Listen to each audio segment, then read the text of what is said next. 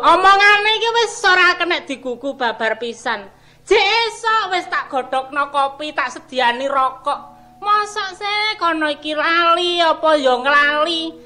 Wong sembarang ki dhuwit teko aku si Mas Sulabi iki. Tapi kok semayane iki wis nyidrani terus karo aku. Ya ta wis ora dadi apa, pokoke wedang tak cepakno, rokok korek wis ana ngene aku dhewe wis ngrumangsani ayem. Tapi wong jenenge wong sing lali ya gak roh. Pikir aku wis tambah gak karu-karuan ngene iki. Karepku iki nek jam 8 persis rene ngono aku gak kakean nangen-nangen. Engko tak susul sawangane ya apa sawangane. Wis bapak, masih wong ngene-ngene wis gak roh jawane bah wong ketoke aku wis tuwek rambutku putih tapi wis tak sediani semir kok blas. Wis babah wong ngomong sak karepe dhewe ngomong ya cek omong. Bu. Lho, Dek, sampeyan waras. Waras. Oh, glane sampean suwe temen gak tau rene. Alah, sumpek yu. Lho, sumpek lha apa? Saya jajale tak rungokno. Susah. Susahe mergo sedih. Sedih? Jubek. Jubeke? Judek. Omong sama judek iki judek piye sih, Dek? Saman bayangno ta iki. Aku jane rene kit wingi. Lah kene apa kok gak terus cuma isin barek kanca-kanca lho. Isin sapa? Wong wis biasa. Ora sampean tok Dik sapa kene, arek nom-nom iku kabeh sapa kene isin sapa sungkan sapa jajale. Penak rus nek kanca ki akeh. Nek mari aku teko ngene omahe sampean utawa omah peno. Iya. Aku digunem. Digunem ya apa? Wah iku lho sampirin. Sing gunem? Ya arek-arek iku. Tangga-tangga. Iya. Sampeyan iki ya wis aja dirungokno omonge tangga. Nek tangga bondo mata. Tangga iki basane kembang dilem, Dik Sampirin. Nek dikai dilem. Nek dikai digunem wis iku biasa, ngono. Lah aku ki nek rene. Heeh, sejajale apa? Gak ngomong utawa gunem ku ya apa, tak gunemu ya apa. Heeh. Peno lho Bu, cek kebajute sih. Lho kebacut ya apa? Wong wis tuwa atik rok-rokan barang gak karuan bongkot pucuke ku. Alah omong malih ngono ku jenenge nyedah. Nyek saudah sampeyan iki kok glane cek rok-rokan cek gak rok-rokan Dik Sampirin yo baban to. Rondok suda, Bu. Pantese wong umure mandi sampean niku ya. Iya. Gelungan sing gedhe, jarian sing apik. Enggak peno kok ponian barang. Alah, wong iki masak pokok tuweke sedhek kok glane. Lah sing dadi lak sekit. Sampirin kok ngomonge malih ngene. Wingi jane aku wis mampir iki wingi yo. Bang aku liwat omah kene. Peno lak jarian. Iya. Wong kendhit kok iso ucul kabeh ku ya apa lho peno gawe iku. Kurang dawa kendhite ngono. Sampean rene nek gawe napa sih? Ngene Bu. Aku mau nang dalan. Kok iya Bu kok iso. Aku ibu wing saking judeke pikirku lho. Ya ta wis ora dadi apa wong nyeluk ae. Ngene dalan sumpek susahmu ana persoalane. Persoalane? Kendaraan ajur binasan ngene kono. Lho ajur sing kepriye sejajale aku pengen ro. Entek bengsine. Lah iki dhuwit gak nyekel kok endi dhuwit 2 dina ora rokokan aku, Bu. Lho lah rokok. Lah iku nek rokok iku nang dhuwur meja ka? Iki lho nang dhuwure bebet. Rokok eceran iki. Lho lalat. Nek saudara rokok eceran wis tukono pak-pakan. Isin Bu nek rokok eceran Joko terus rokok eceran gak pantes ya Bu. Iya, ya tak sediani kok. Samplek iki lho. Duwe gak nyekel, rokok gak duwe. Ngene iki. Terus peno ya apa Bu? Iki lho lek dhuwit kula gawon, wong bendina ya tak kei. Sepeda-sepeda tak tukokno. Aku jane no suweneng temenan karo ya apa masih aku ya ngono Bu. Pikirku ya wis ya apa jenengane wong seneng padha senenge ya wis nyetrum lah gampangane ngono lho. Iya ta. Ya apa iki? Nah, ngono ndek belan. Dhuwit iki lho iki sampean trima lho ya. Iki sampean trima. 300 sih. Lho 300 apa sih? Nah iki piro? Semen itu 5.000. Ngene ya. Apa kurang apa piye? Enggak cukupan iki. Oh, cukupan. Wis Bu. Ya cukup sakmene ae. Dadi engko meneh tomben aku balik rene. Sampeyan balik. Heeh, wis ya. Wis aku tak. Antum selamat ae ya. Oh, alah wong jenenge Sampirin. Si Sulabi. Jan nom-nom kok prasaku kok ganteng. Tapi wong jenenge aku dhewe iki, aku senenge karo Sulabi iki lahir lan batin 100%. Aku senenge karo Sampirin ku kok ora seneng kono kon ngrabi aku ya ora. Karepku senengku ki tak kongkon ngawin anakku si Sutiah, ngono. Lah tapi wis piye maneh, aku tak surati ya wis ngongkon wong sawane gak pantes, wis tak ngongkon iki bocah-bocah iki wis ponak aku tak kongkon nyusul rono wis.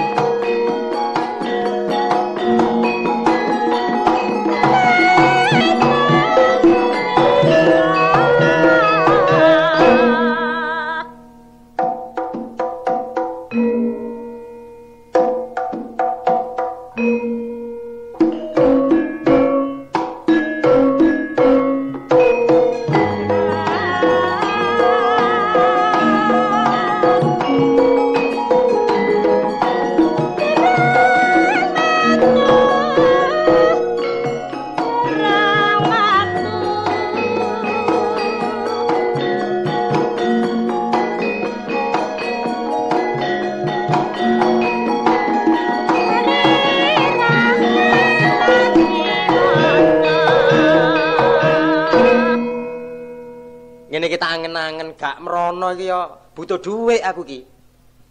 Kate nang ngene sawodah iku ya mosok sik sing tak ules-ules bendina kok sawodah ya aku iki. Gak sepira aku nek rono iku ya seneng-senenge. Mangan ya karek mangan, wedang ya karek ngombe, rokok ya karek ngemut. Nek teko kono iki mosok takut teko ngono wis kesik sing kokur-kokur kadase kuwi kewaras. Kode nek deru ya kaya ngono Tapi piye maneh wong aku jenenge wong boto. Lah aku nek ndelok Sutiah kaya ngono iki kaya gak mentolo. Sembarange wis gak duwe, klambi ya wis wayahe ganti. Kate tuku gak nyekel dhuwit. Hah? Tak teko ning saudar, tak ngoyah saudar maneh aku.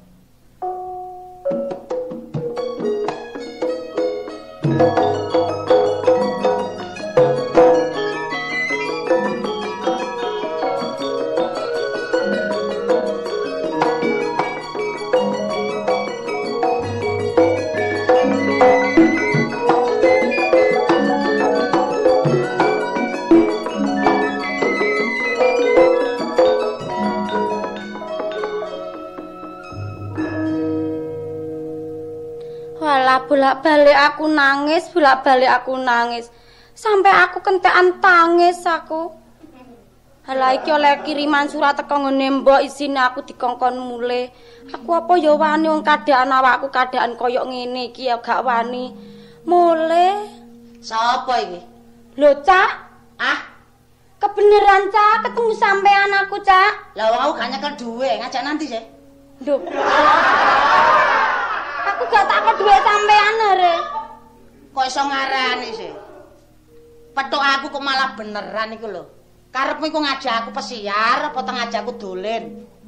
Sing tak maksud iki aku iki gak ngejak dolen, Cak. Lah kok muni kebeneran? Aku iki jangan njaluk tulung sampean ngono lho. Oh, njaluk tulung aku. Mari. Heeh. Mari tiba ta? Oh, gak are. Lah kok nangis kenapa sih, Dik? Dik ngomong, Dik. Lomu sapa no, Dik? Lo, lambe nisor. Kenapa sih, Dik, kok nangis? Awakmu, Dik, kok malah kuru, Dik? Saman aku iki kudu piye ngono napa-napa ndok sampean ku nang sampean gak lapo-lapo to? Lho lah lapo? Aku gak lapo-lapo, Dik. Ngomong wis tak kertu terbuka. Nek pancen atimu sumpek tak tolong. Nek atimu bungah, melok aku, Dik. Saiki aku. Hah? Saiki aku wis mandeg. Lho, lah ket mang wis mandeg. Apa kon mlaku? Sing tak maksud ki gak ngono lho, Cak. Sampeyan ki padha gedene masa gak ngerti apa piye kok. Lah sing mbok maksud mandeg iku ya apa sih, Dik? Hah? Saiki aku wis bobot. Brodot. Bobot. Awakmu ki wis bobot. Iya. Oh, lah ya malah beneran, Dik. Besok nek duwe anak dididik, disekolahno, ben iso ngerti nasib penusuran bangsa, iso njunjung asmane wong tuwa lak ngono. Sampeyan ngomong ngono ku ya bener. Lah iya. Ya wong gurung ana sing Lho, ngakoni durung kawinan kok. heh? Durung kawinan. Mesti tak. Kon mbobot iki gurung kawinan. Durung. Lah, iku ben asale kok mbobot iku ya apa sih? Sampeyan ku gak sing sampeyan takokno. Lho, asale kok sampe ngono? Kok sampe gurung kawinan? Aku ya pergaulan karo Mas Sulabi ku lho. Sapa? Mas Sulabi. Sulabi. Heeh. Lah wong Sulabi ku welut kecemplung uli. Sampeyan kok iso-iso to? Masalah, Dek guwetun sariton aku melokan. Lah wong kowe lho ya, kok iso bergaul karo Sulabi? Sulabi ngono tok lemis. Ngerti tok lemis? Tok lemis ku ya apa sih aku gak ngerti. Watuke menteleng tur klemis. Di mana ada wanita korban ya karena Sulabi. Di mana ada rondo bobot ya ada Sulabi. Lho kok kowe kejegur Sulabi, Dek? Sampeyan iki gak mbujo to wong ngomongi ya temen-temen karo aku kok. Anek ngono, Dek. Kasih sayangmu jebolen, Dek.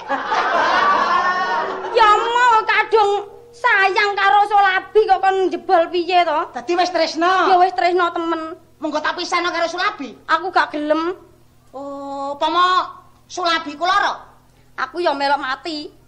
Kliru ta, aku ya melok lara. Oh, saking abote wong tresno. Heeh. Upama Sulabi lunga. Aku ya melok lunga. Lah upama Sulabi nyumet rokok. Aku melok ngemut.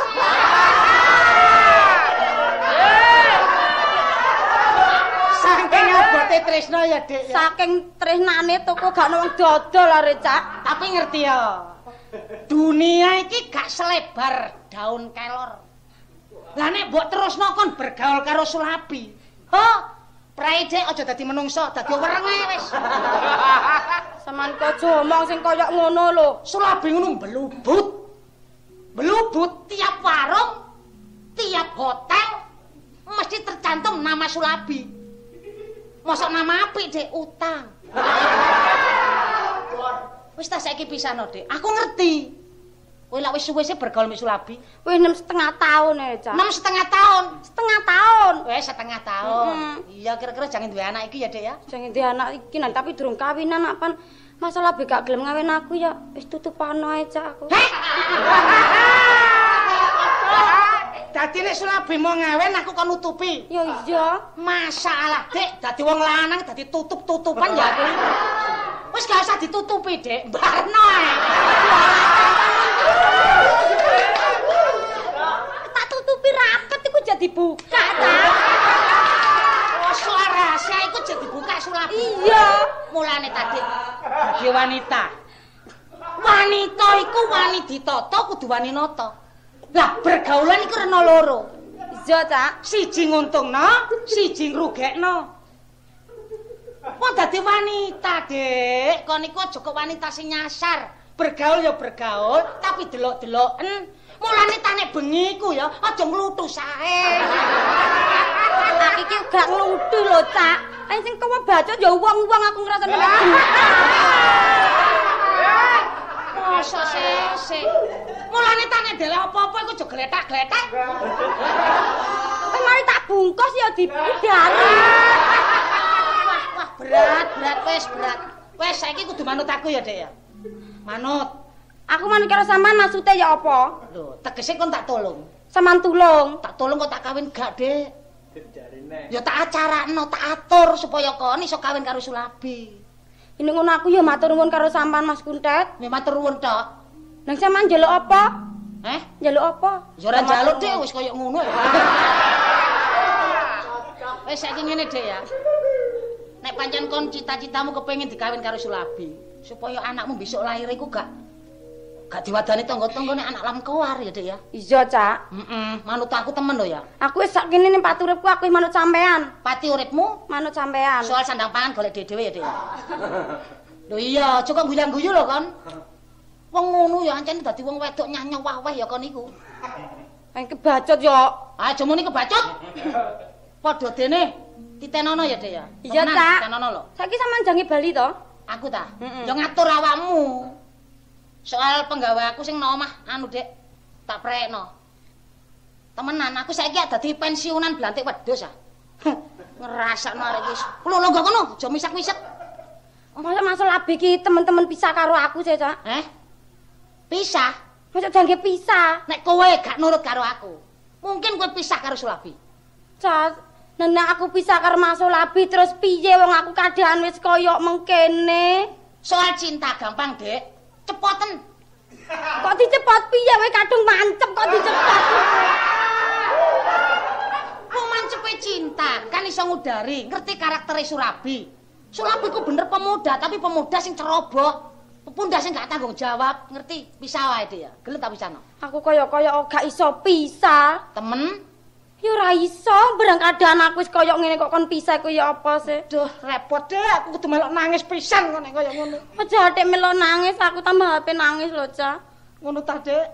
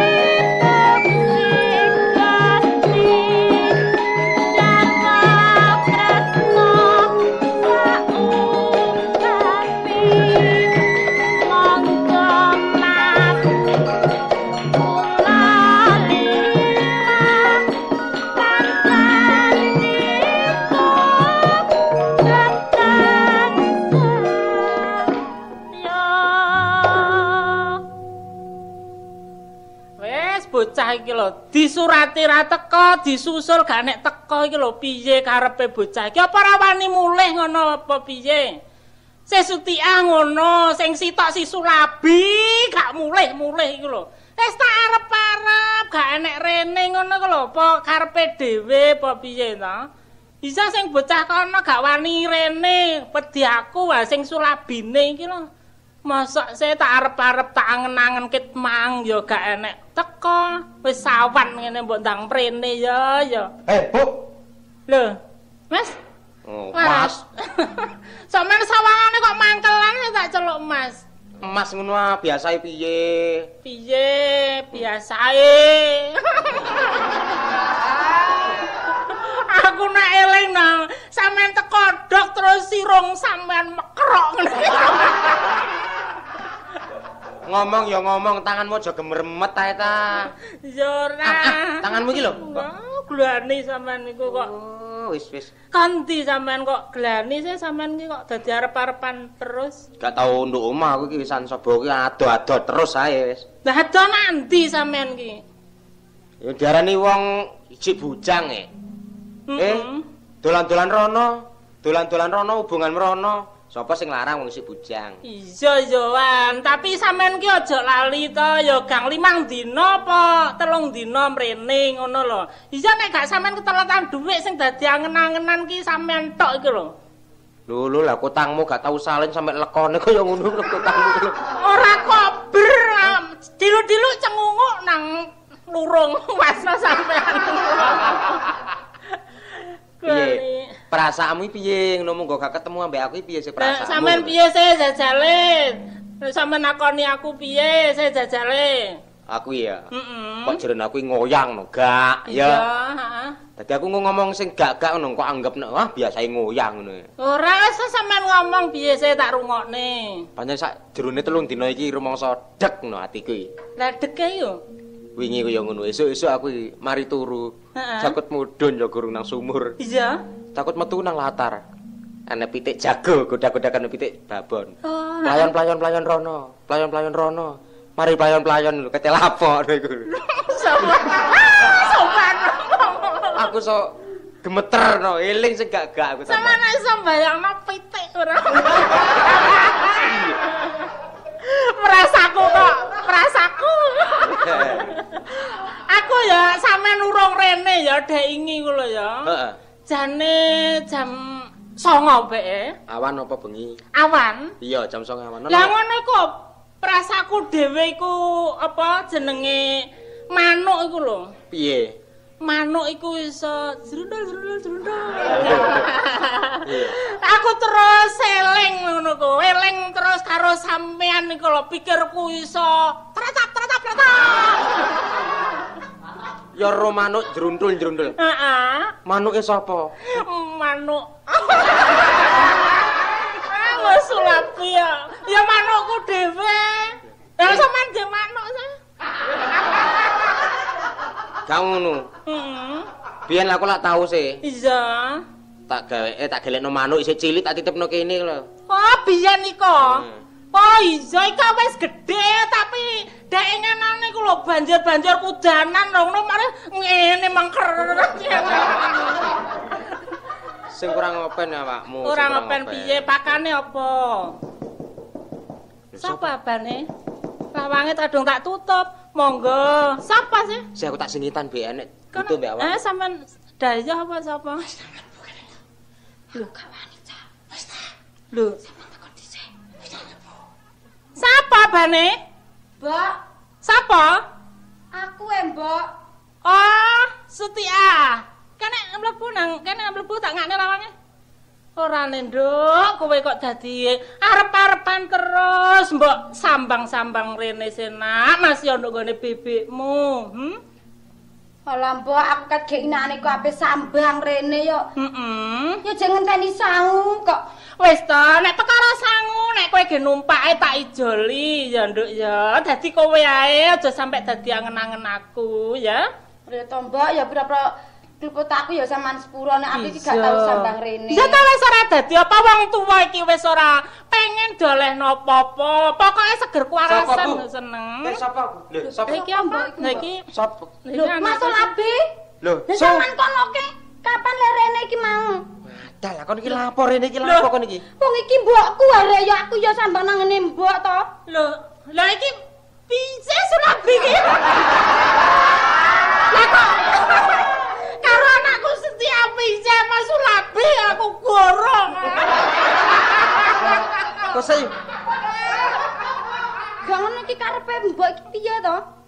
iki apamu iki? Anakku. Iki mbokmu ah? Iki mbokku iki. Gak ero mangkane kon tak takoni lapo kon rene.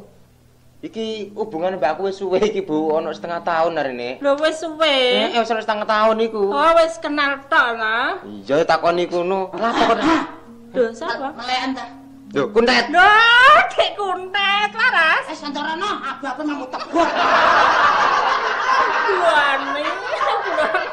Lho, lek Sulabi. Iya, aku Bi, iki sapa, Bi? Sudia. Suti, lah si Suti iku sapa?